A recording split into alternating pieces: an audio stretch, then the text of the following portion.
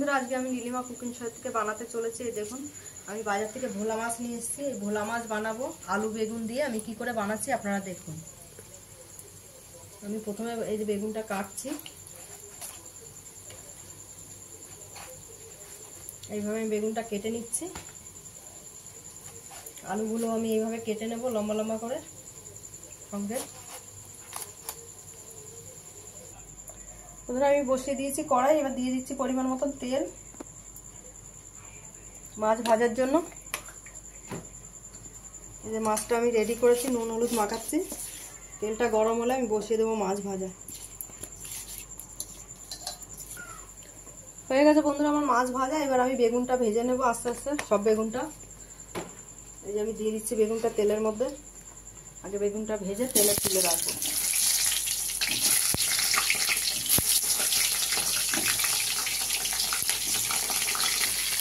অল্প করে দিয়ে দিচ্ছি একটু হলুদ গুঁড়ো,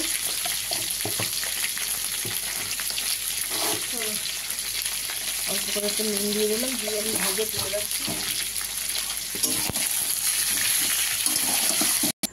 এবার আবার বেগুন ভাজা হয়ে গেছে, আমি এই মাছের তেলের মধ্যে এই কালো জিরা ফোড়ন দিয়ে দিলাম।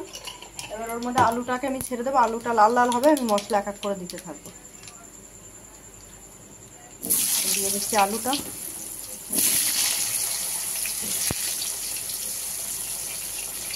একটু লাল লাল হয়ে গেছে। আমি এবার দিয়ে দিচ্ছি প্রথমে এই যে এইটুকু 4-5 কোয়া রসুন বাটা আর এই 2 চামচ পেঁয়াজ বাটা।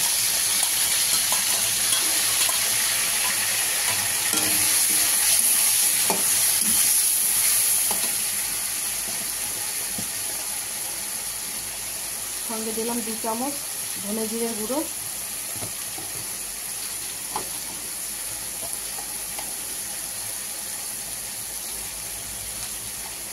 1.5 চামচ লঙ্কার গুঁড়ো,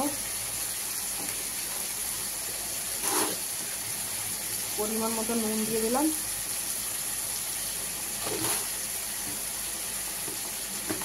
এবার দিয়ে দেবো পরিমাণ মতন হলুদ দিয়ে আমি এটাকে ভালো করে কষাবো। তারপর আমি পরিমাণ মতন ঝোল দিয়ে দেবো। বন্ধুরা কি সুন্দর কষা হয়ে গেছে, আর একটু হবে। আমি দিয়ে দিলাম এই যে 5-6টা কাঁচা লঙ্কার সঙ্গে। আর একটু কষা হলে আমি পরিমাণ মতন ঝোল দিয়ে দেবো।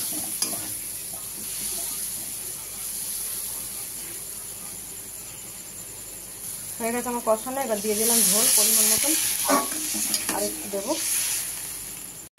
হয়ে গেছে আমার পরিমাণ মতন ঝোল। এবার আমি দিয়ে দিলাম ঢাকা। বন্ধুরা আমার আলু আধা আধা সেদ্ধ হয়ে গেছে। এবার আমি দিয়ে দিচ্ছি এক এক করে মাছগুলোকে।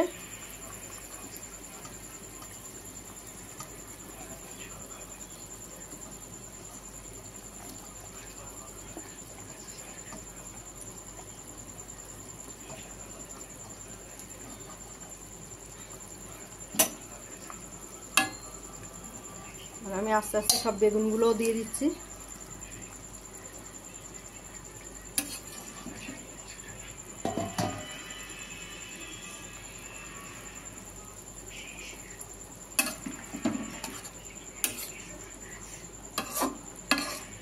এবার আমি আবার চাপা দিয়ে দেবো আস্তে করে।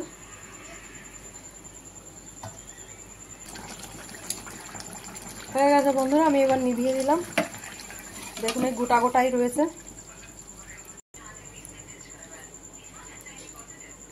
দেখুন বন্ধুরা একদম গোটা গোটাই রয়েছে, বেগুন একদম ঘাটেনি আর আলুও ঘাটবে না, একদম এরকমই হবে।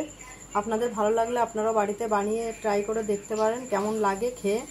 আর নীলিমা কুকিং শোটিকে আপনারা ইউটিউবে সাবস্ক্রাইব, লাইক, কমেন্ট, শেয়ার বেশি বেশি করে একটু করে দেবেন বন্ধুরা। একটু কমেন্ট করবেন, না হলে ভালো কি মন্দ আপনারা না বললে আমি তো জানতে পারবো না।